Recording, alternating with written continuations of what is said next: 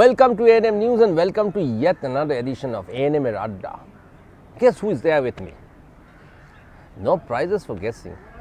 We have the most dynamic chief managing member of one of Asia's top club. Yes, you're right. Mr. Anil Mukherji, the chief managing member of Tollygunge Club. Welcome to A&M News and welcome to A&M Adda, Mr. Mukherji. Thank you, Avijit. Thank you very much. It's a pleasure to be here. I know you for a very long time to just thank me for it. But tell me one thing. You've been managing Tollygunge Club. Tollygunge Club has, up over the years, is to become one of the leading clubs in Asia. Before we come to the management of Tollygunge Club and how you made it happen, I want to go back to your younger days. And I want you to go down the memory lane. Tell our viewers about your early life. Did you ever thought that one day you are going to become the chief managing member of Tollygunge Club? I mean, you thought of coming out or taking this kind of thing up as a profession in your younger life? No, I didn't actually. My father was in the Air Force and he was a pilot. So in the early stages of my life, we, like all military kids, moved from station to station. And that was a great education and exposure because you met people from all parts of the country, all castes, creeds and religions. You grew up together. So you learn to mix with people. You learn to, play with different kinds of people, and you learn to operate as a team because you played football, you played hockey, you played gulli danda, and Air Force kids versus Army kids and all that kind of thing. So teamwork, getting on with people, understanding where they came from, having a wider exposure to various, communities and classes and cultures helps in giving you a wider vision. And therefore my childhood helped. I had my last few years of schooling was in La Martiniere, Calcutta, and it was immensely valuable education. But then where did you grow up? I grew up at various Air Force stations of India, from Ambala and Delhi, of course, when my father was in Air Headquarters, so we were eventually in New Delhi. He was also based at Barrackpore. So you've seen the entire country. I've seen Bangalore, Pune, so in the armed forces, our military officers get transferred frequently. So as a result, you also travel across the country, and therefore you learn a bit about different parts of the country. You go to different schools, you have people from different backgrounds. So mixing and meeting and adjusting to people comes to you naturally. And also what happens in the military is that sometimes you're living in a 2-room little house with no electricity. Then you go to an old cantonment, and there you find that because of the old days, it's an old cantonment, so you live in a palatial house. You again adjust to everything. You learn very easily to adjust to circumstances. And I think that's a very important lesson we learned in life. And you saw different cultures. Different people, different communities, different parts of the country. So that kind of exposure was better than any formal schooling I ever got. Absolutely. And then, my father was from Allahabad, though he's a Bengali. My mother was from what is now Pakistan, Lahore. So again, we had a very, diverse background. And the La Martiniere education was definitely outstanding. We had Colonel Simeon as our principal. We had outstanding teachers like John Mason, who were great mentors, and they allowed us to think, they allowed us to challenge, they allowed us to question. And the kind of education we got then, the result was you were taking part in sports, you were taking part in debating, and you were constantly being pushed to improve yourself and raise the bar higher. It was very wholesome. Very wholesome, very complete kind of education. Yeah. So then once you finished school, what was your next? Well, actually, I had no intention of joining the private sector, but certain family circumstances came in the way, and I found myself by happenstance to join a very fine tea company and that was J. Thomas and Company. And I then spent about 30 years in the tea industry in various organizations. But the start was J. Thomas, and I was also with George Williamson, Carrot Moran, very well-known institutions. And again, the tea industry, What exactly were you doing in the tea industry? Well, I was involved in when I was in J. Thomas, of course, is the largest tea auctioneer in the world. So you actually auction tea. So you start by tasting tea, and then you start to learn how to sell it, and you have clients who you represent, and you're supposed to look after their interests. It's very similar in a fashion to being in an advertising agency or any service industry. You have clients and you're supposed to further their interests. And so did you go to tea gardens and all? Yes, we used to visit tea gardens, but I never worked in a tea garden. We used to visit tea gardens very frequently because we were to advise them on the markets and the quality of their tea. We were known as tea testers, and that's what you originally started off as. You learn, because if you didn't know, you have to learn how to value a tea. What is the tea worth in the existing market?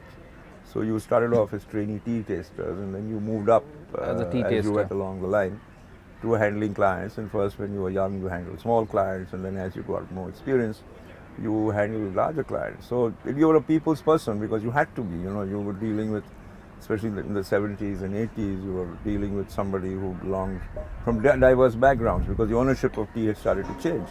So you had some of those typical old world British companies. At the same time, you had new Indian entrepreneurs from Rajasthan who had bought tea groups and tea gardens, and they were your clients, and you couldn't handle them the both same way. So you learned to adjust, you learned to be flexible, you learned to try and understand where they were coming from, and all that helps you in a world that's so dynamic as ours and so fluid as ours. So once you tell us a small anecdote in your life, one funny incident that you as you moved along as a tea taster. Well, I personally always felt that the tea industry was very, very conventional and conservative, but very solid. So in those days, in the late 70s, as a tea broker, which is what tea broking was, you had to go out, even in the middle of Calcutta summer, when you went calling on your clients, you were supposed to wear a jacket and tie. And I've always been a bit of a rebel, so I used to find that absolutely odd.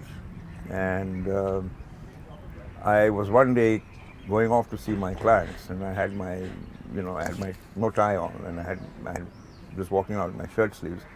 And the managing director of the company happened to be there, and he said, I wished him, of course, and he said, where are you going? I said, I'm going calling. And he said, you are undressed.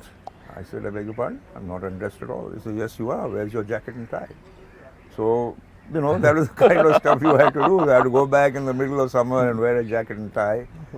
It was great fun. I mean, you worked hard, but they also encouraged you to play a lot of sport. Okay. And, merchant cups and, company sports. So it was like being in a very large school in many ways. Absolutely. Being a tea taster, tell me one thing, we all love tea. We love to drink tea in this part of the world. And of course, tea is a huge market all world over. What's the most expensive tea will cost? Just the price of the tea. But I've been out of tea so long that I don't know. I mean, during your time? In my time, when I was, if you sold a tea at 100 rupees, it was a big thing. Today, it was in fact the first tea that sold at 100 rupees in the non-Darjeeling section was an orthodox tea, and it was bought by a buyer from Iran, and it was bought from J. Thomas, and it was on what is called out lists, and I happened to be the guy who just happened to be handling the phone. So I remember that was the first Assam orthodox tea that sold at 100 rupees. Otherwise, the prices were 20, 25, 30, and it fluctuated with the markets. But now I understand, the average level is 200 rupees or something like that. Darjeelings, of course, and the exotic teas were always far more expensive. I think teas are sold at 10,000, 15,000 per kilo. It's all per kilo. And, the niche markets of tea are growing, as far as I know. As I said, I have a lot of friends in tea, but I haven't really kept in touch with the pace of what's happening. Then? During your time, which was better, Assam tea or Darjeeling tea? No, they're two different. You're comparing apples with oranges. I mean, both are great. Assam is very different, and Assam is strong and gutty, and Darjeeling is light with a bouquet and with wine. Just like you can't compare a white wine and a red wine. Two different kinds. They're both wines, but they're two different kinds of wine. So it depends on your personal preference. Absolutely. So from tea industry to Tolleygunge Club, how has been your journey? Oh, I've been a member here since the late 70s, and I've always been a very enthusiastic sportsman, not necessarily very good, but enthusiastic. And I was in the tea industry. I was very happy where I was with the company. Unfortunately, my company, the owners decided to disinvest, and when that happened, I was wondering what to do with myself. And Tolly has always been very close to me, to my family. My children have grown up in this club, like many of us. Tolly was where they wanted to come. So at that time, my predecessor was retiring, and the club was looking for what actually is called chief executive and managing member, because normally what this club has been doing for the last, since they actually had a managing member, was the first legendary managing member was Mr. Bob Wright. That they've always taken on a member to run the operation. There is a general committee that obviously is the board and decides the policies and all that. But to run the club, because, and I think that's correct, because a member who has been an active member understands the club much better. He or she understands the ethos, the customs, the culture. The staff are more comfortable with them. The other members are more comfortable with them. You can talk to them on a one-to-one level. So, it was a fairly, I didn't think at that stage of my life that it would be an intensive interview, but apparently there were applications from all over, and I had to go through 3 interviews, being interviewed by people whom I knew well, some of them, but I wasn't the only guy who they knew others as well. And there was actually a psychological test, which I found a little amusing, because I remember one of the questions, do you like to party? And I was trying to figure out, who doesn't like to party? But yeah, that's how I came in, and it's been my home for the last 10, 12 years, and I'm very, very, I think, privileged and fortunate to have been identified and selected for Tolly. It's given a lot to me, and to me, Tolly is home, and will always be, even when I move on. I will always, Tolly is where my children have grown up here. It's a very special place in my heart and my family's heart. Absolutely. Now, Tolly, there's a lot of history behind Tolly. And there are a lot of these buildings which are very historical from the British era. So can you run us through, for our viewers, about some of these buildings and some of the history behind them? Well, actually, this building, the Clubhouse, that is over 240 years old. And it was owned by a person from the East India Company, and it was not Johnson, sorry.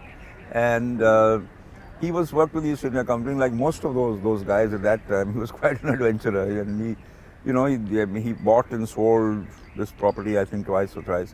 It was never an indigo plantation, as some people believe. Mr. Johnson dealt in indigo, traded in indigo, but it wasn't an indigo plantation. And it passed on, and then, to cut a long story short, more interesting for your viewers, after the Battle of Sringapattam in 1799, as the British normally did, after Tipu Sultan was martyred, they wanted to separate the families, because otherwise it could become a rallying point because as you know, Hyder Ali, his father, and Tipu Sultan gave the British a very difficult time. So they brought them here. And this property actually is on the Prince Mohammed Ghulam Trust, who was the grandson of Tipu Sultan. And it's still, legally their property. Yes, we have a lifetime and agreement and tenure with them. And perpetual lease, it's referred to, and that is there. It was signed many years ago, and it continues. So you have Tipu Sultan from one side, and Tipu Sultan's family. Did they stay here ever? Well, we're not know it. There is some. We're not very clear. There are stories that Prince Mohammed Ghulam actually did come here, but this certainly was their property, and he married into the Wajid Ali Shah family, who were staying in Kidapur. Okay. So you have two great, families of India, old India, who were part of this. And then Tolly, it's moved. It's a very dynamic institution. Its avatars have changed with the times. Obviously, in the time of the British, it was a citadel of the British lifestyle, and Indians were not allowed, and all that kind of stuff. It changed. With the coming of independence and the coming of Indians coming into prominence, it developed a different kind of culture, and I've seen it change. I've been a member since the late 70s. I've seen it change in terms of its membership and its activities. Fundamentally, it's a sporting club, and I hope it always remains like that. It's not. You don't have to be sporting excellent, but we hope that people will be sporting enthusiastic. I remember when I was a youngster and I joined the club, there used to be a portrait of Queen Elizabeth in the lounge. Just to give you an example, it was still like that. And then it changed over the years. And now you're a member. It's a very dynamic, vibrant place with diverse people, very cosmopolitan, and activities from music and art and culture to sport. So it's actually a microcosm of India. That's You've got amalgamated everything. And it's perhaps the only, arguably the only club in India that has everything. I mean, and all the sporting activities apart from badminton. You've got tennis, squash, swimming, golf, riding. Riding was our original sport. This was actually a race course. Okay. And they used to have races till the 90s. You had equestrian events also. Yeah, of course, we still have. We have 40 horses. We held several junior and national equestrian championships over the years, over the decades. In the last 10 years, we've held them about 4 times. We are one of the founding members, or the Tolly is one of the founding members of the Indian Golf Union. So in riding and golf, Tolly has played a historical role right from the last 125 years. But you have been very friendly to pets, you have been very friendly to environment. Well, that's Tolly's culture. Tolly's culture is that it's been, and I'm not saying that everybody enjoys that, but you'll find, especially amongst the older members, it's always been a very animal-friendly place. I think perhaps because of the fact that we had horses. You have dogs. You have foxes also. We have jackals. Jackals, yeah. And these are endangered species. Yeah. We also. How many jackals you have? Well, we're not sure, but in the region of about 45. The last census that the Forest Department did. But we also. And they coexist with. Yeah, they coexist. They've never harmed anybody. We feed them. We look after them. We look after the dogs. Unfortunately, what's happening is that people from in around with the Tolly and some outsiders slip in dogs, and that's not fair because. A lot of members don't like them, and there's a large section who do, but there's some section who are, and you have to also cater to their sentiments. We do that, but it's an animal-friendly place. It's very ecologically friendly. You're very environmentally conscious, and some of the oldest trees. Some of the oldest trees. We are a reservoir, a sanctuary for butterflies. We have migratory birds that come in winter. They're very particular of, we try and use only organic stuff, so that the groundwater doesn't get affected. We're very conscious of our ecological responsibility. So we're environment friendly, we're family friendly, we're animal friendly, and we are a friendly place. On a serious note, I mean, if you remember, a few years down the line, once you had this controversy in one particular club where a very senior people walked in barefoot and he was shown the door. Then somebody walked in with Indian dress, dhoti and this thing, and he was not allowed to get into that club.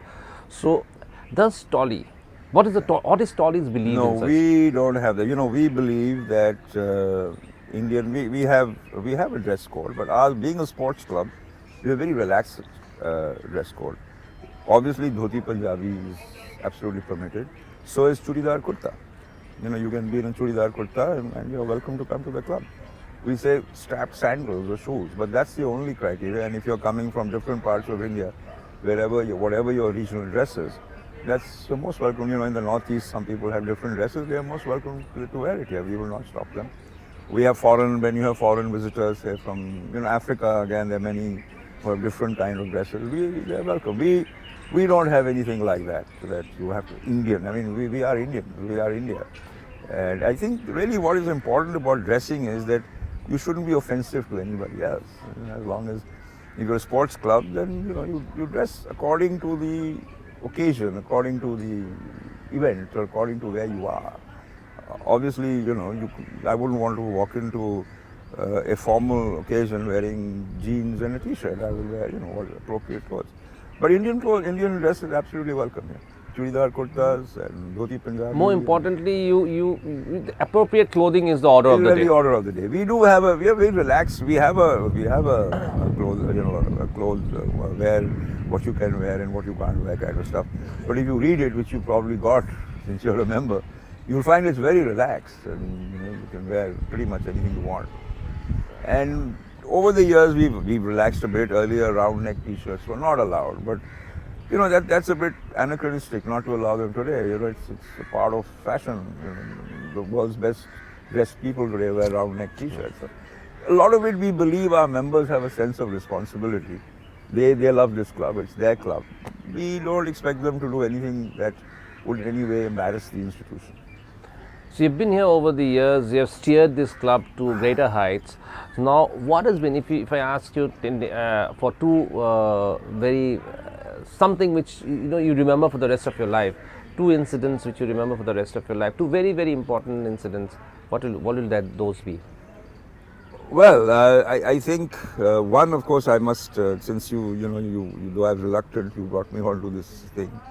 As you know, I suffered from cancer, and so far I've survived, and hopefully I'll continue to survive.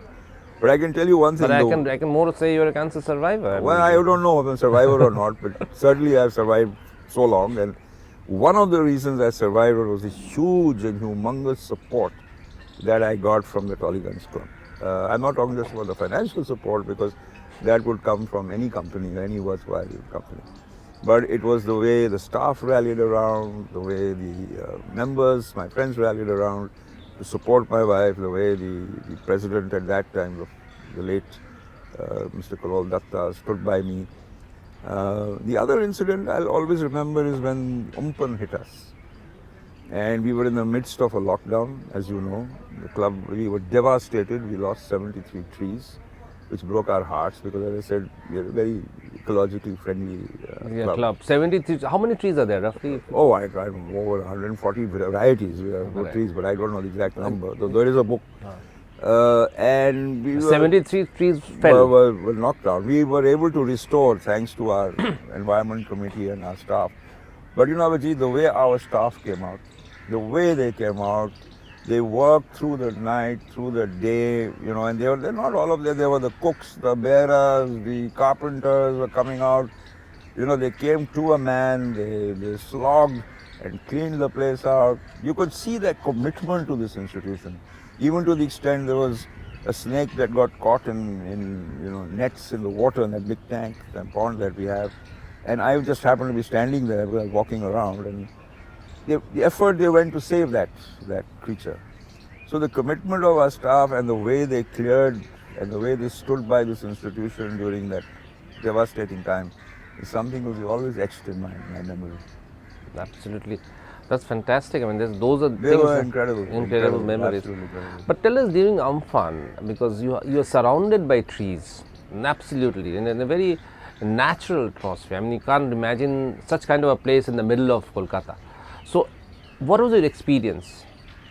Well, it was you saw nature at its most powerful omnipotence, because obviously with the trees and the wind, you suddenly realize how puny the human being is when nature actually unleashes itself. So it was overwhelming. It was.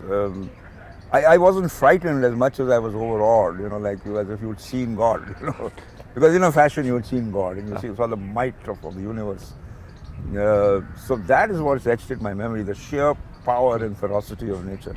That when it unleashes itself, and yet it's the same nature that nurtures us and builds us and keeps us alive and everything else. So two sides of nature, its gentleness and its ferocity, will always be again something that I will remember. And as you stepped out of your house, you must be seeing trees. It was littered with trees. It was broken down.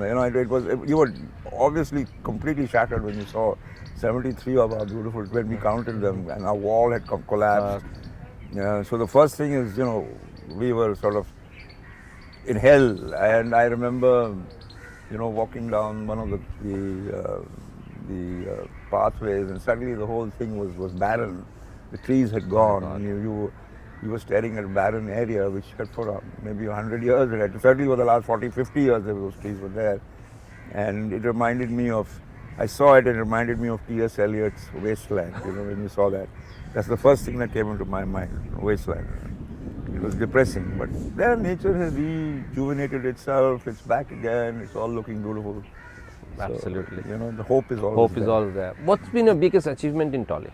I really don't think I have any, I can clearly claim that I am singularly responsible for anything. What Tolly has a great culture of collective effort and action. And, it's whether the staff, the committee, the general committee, the subcommittees. I think the greatest thing about Tolly is that we work together. And I certainly would not take credit that anything that has happened solely because of me. That would be completely incorrect. It's been a huge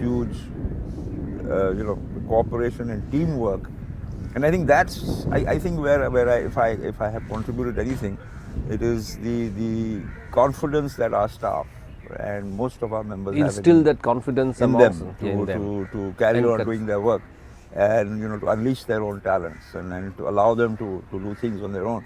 We all make mistakes, so it doesn't matter. And as long as I've always told them, as long as there's sincerity of effort, if you earn, it's all right, And I think that's what's happened. We've been able to unleash the talent that we have within the club, which perhaps was not as recognized as it is today. You've been able to carry them along. Yeah, I think that's what we've been able to do. Now, getting membership of the Tollygunge Club is something like everybody dreams for, and it's a huge waiting list and things like that. Have you ever any brush with the political leadership or the administration or something? In all fairness to the and not because we are on TV, in all fairness to the political system and the bureaucracy, we've never had any serious brushes or any pressure or any compulsion. I would be completely dishonest if I said we didn't get a request.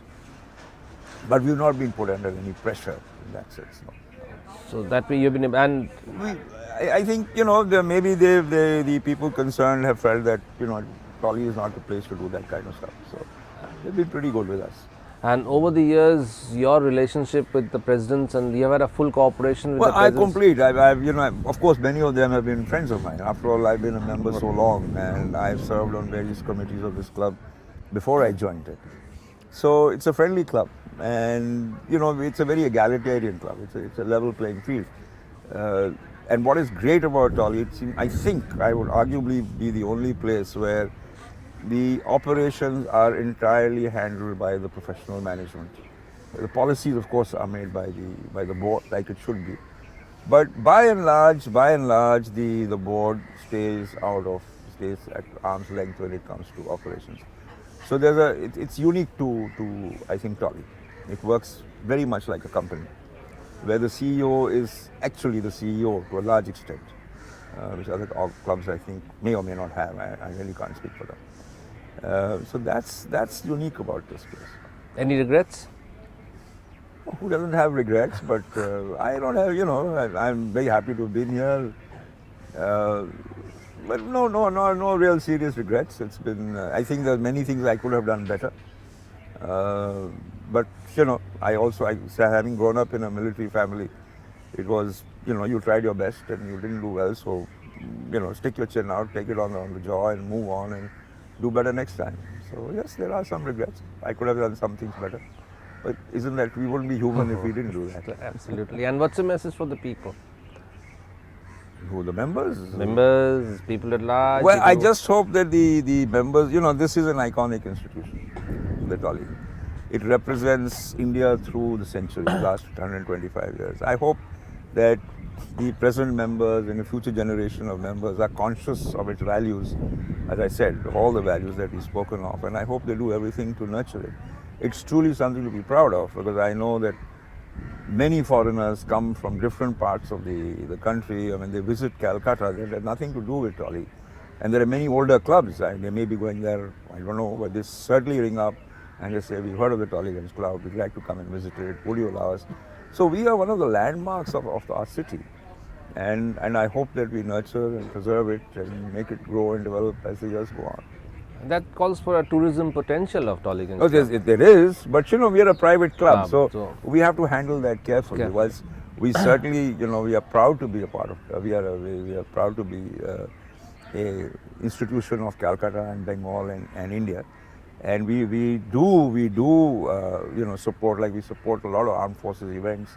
We do some things with the other government agencies as well to project Calcutta, to project Bengal.